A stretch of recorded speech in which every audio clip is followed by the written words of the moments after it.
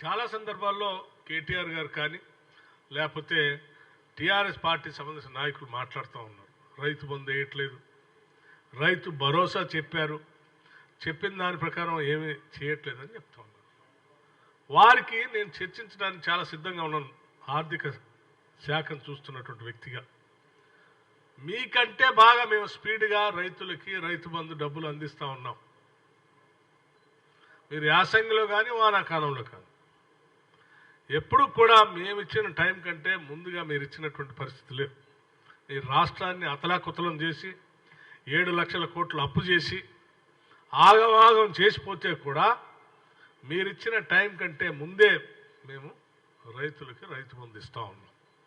ఒకవేళ ఎవరికైనా చర్చించాలనే ఆలోచన ఉంటే టీఆర్ఎస్ పార్టీ నుంచి రైతు బంధు పైన మీరిచ్చినటువంటి సమయం మేము ఇచ్చిన సమయం లోపల చర్చించడానికి